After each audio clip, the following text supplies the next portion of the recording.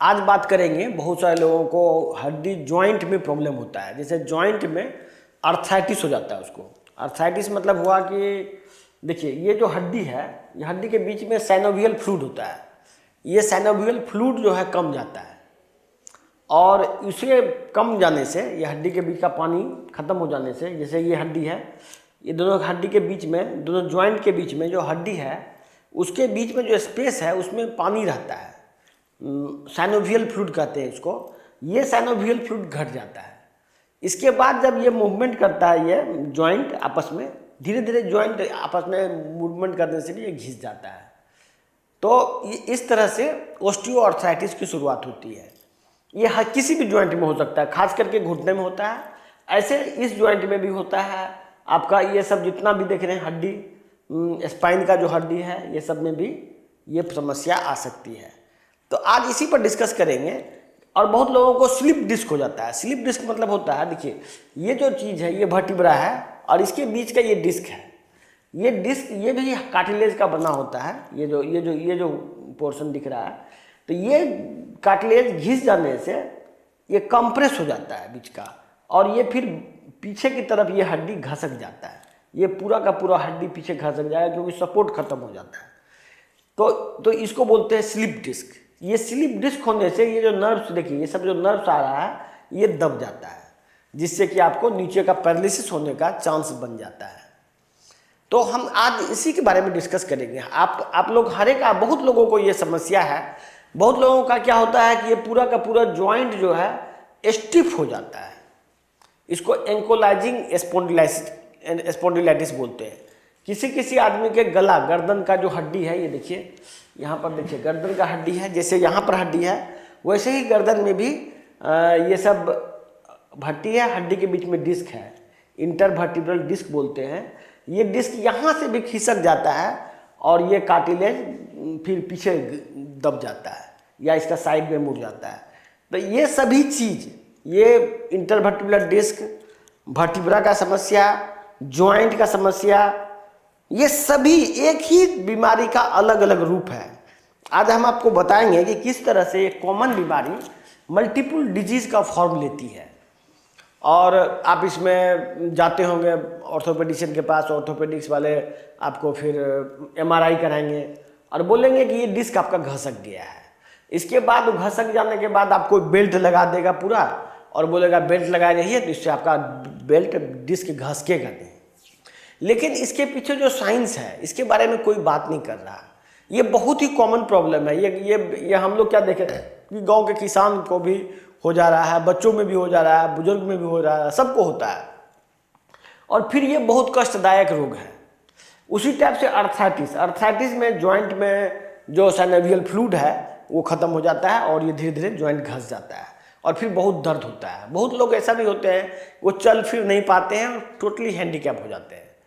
कभी कभी ये भी होता है कि ये पूरा ही जॉइंट सिस्टम, देखिए ना, पूरा जॉइंट जितना भी जॉइंट है सब का सब स्टिफ हो जाता है और फिर वो आदमी इस तरह की बीमारी को रूमेटॉइड आर्थराइटिस के नाम से लिया जाता है।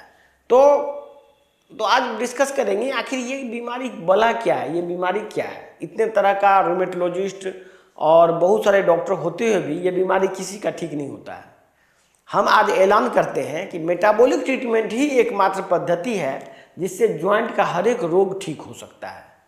यह एक साइंटिफिक चैनल है और यहाँ पर जो भी बात बोली जा रही है अलग अलग एलोपैथिक के विज्ञान से, बुक से लेके आपको बात की जा रही है। ये इसमें कोई ऐसा नहीं है कि ये कोई भी बात अनसाइंटिफिक आपको कहा जाएगा।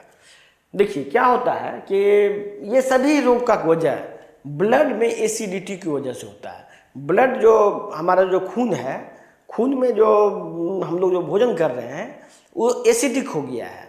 एसिडिक भोजन करने से क्या होता है कि ब्लड में, खून में हम लोग को का पीएच मेंटेन करने के लिए, बेसिसिटी मेंटेन करने के लिए शरीर जो है बोन से, हड्डी से मिनरल्स को खींचता है। हड्डी से मिनरल को खींच के ये इसको पीएच बैलेंस करता है।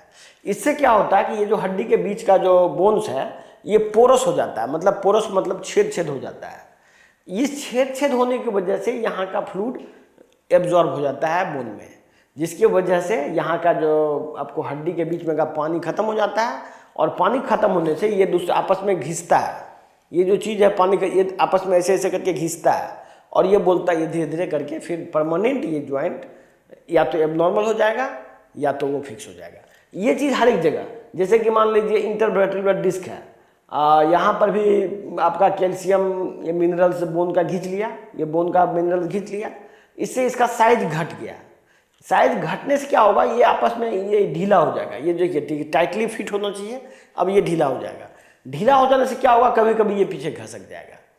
तो ये सभी का वजह आपका मतलब गलत भोजन है। इसके बारे में कोई चर्चा नहीं कर रहा है। आप इसमें कैल्शियम खाएंगे, बहुत सारे लोग कैल्शियम की गोली खाते हैं। कैल्शियम की गोली खाने से क्या होगा कि कैल्शियम, इसमें सिर्फ कैल्शियम नहीं है, इसमें बहुत तरह का मिनरल्स है, और यदि सिर्फ कैल्शियम खाएंगे तो हड्डी और पोरस हो जाएगा और वीक हो जाएगा। इसलिए हम लोगों ने जो डिवाइस किया है फार्मूला, जिसमें मल्टी मिनरल्स फार्मूला होता है, वो बोन के मिनरल के डेंसिटी को हिसाब से डिज़ाइन किया गया है। ऐसा नहीं है कि आप कैल्शियम खा लेंगे और आपका हड्डी मजबूत हो जाएगा। कैल्शियम सिर्फ हड्डी में सिर्फ कैल्शियम नहीं होता है, कैल्शियम के अलावा उसमें बहुत सारा मिनरल्स का कम्बिनेशन होता है, जिसकी वजह से वो स्ट्रेंथ लेता है।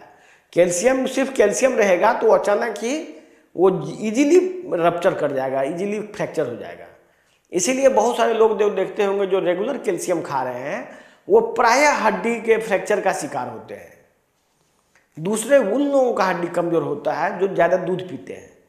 दूध पीने में जो आजकल जर्सी गाय का दूध है, उसमें एक्चुअली में मिनरल वगैरह का बहुत कमी रहता है, और जो जर्सी गाय है उसको जो 30 किलो 40 किलो दूध देखते हैं डेली हो रहा है, अब सोचिए कि उसमें कैल्शियम कहाँ से आएगा।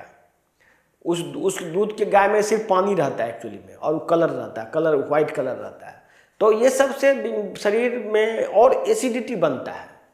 दूसरा, इस जो ऑस्टियोपोरोसिस का दूसरा सबसे बड़ा कारण है, आप जो एंटासिड खाते हैं, पेंटोप टाइप का दवा, पेंटोप्रोजोल।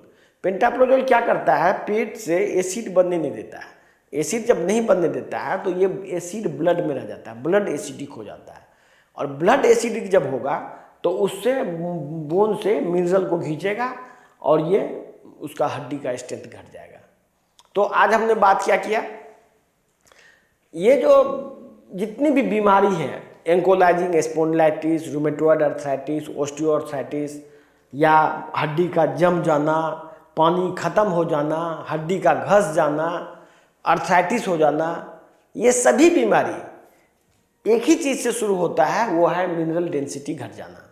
और मिनरल डेंसिटी घटने का हमारे पास मेटाबॉलिक उपचार है, जिसमें कि कई लोग जब भी हमारे पास इस तरह के मरीज आते हैं वो तुरंत ही ठीक हो जाते हैं। ये बहुत आसान रोग है। इसमें बेल्ट लगाने से, मान लीजिए आप बेल्ट लगा भी लेते हैं तो आपका बीमारी सॉल्व नहीं होने वाला है, इससे और बीमारी बढ़ जाता है। बेल्ट लगाता है, बहुत आदमी गला में कॉलर लगा के घूमता है, सोचता है कि हम ठीक हो जाएंगे। वो गला में कॉलर लगाने से भी आपका बीमारी ये ठीक नहीं हो सकता। ये सिर्फ हमारे पास उपचार है, और यदि आप घर पे रह के इलाज चाहते हैं तो आप हमारे ऑनलाइन नंबर से बात कीजिए। तो ये बीमारी बिल्कुल ही क्यूरेबल है, ये बिल्कुल भी इसमें ऑपरेशन की ज़रूरत नहीं है। बहुत लोग ऑपरेशन कराते हैं और वो फिर हैंडीकैप हो जाते हैं। मैंने बहुत लोगों को देखा है कि ये स्पाइनल डिस्क प्रोलैप्स का ऑपरेशन कराने जाते हैं वो किसी डॉक्टर के पास। ऑपरेशन तो डॉक्टर कर देता है, लेकिन वो पेशेंट परमानेंट हैंडीकैप हो जाता है। इसके बाद ये जॉइंट का भी प्रॉब्लम, लोग धीरे धीरे फुल्ली हैंडीकैप हो जाता है। बूढ़ा आदमी तंग आ जाता है जॉइंट का दर्द से और दर्द की गोली से।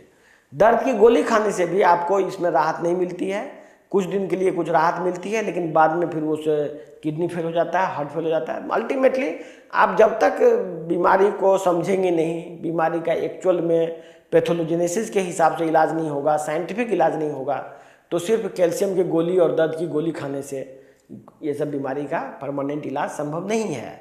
तो आपका वेलकम है इस तरह के रोगियों के जो कि अर्थराइटिस, ऑस्टियोआर्थराइटिस या रूमेटॉइड अर्थराइटिस से पीड़ित हैं, अथवा स्लिप डिस्क या जॉइंट का ऑस्टियोपोरोसिस, इस तरह की प्रॉब्लम से पीड़ित हैं।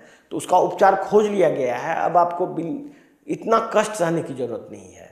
आपका वेलकम है, हमारे पास आइए, इसका ट्रीटमेंट खोज लिया गया है। धन्यवाद।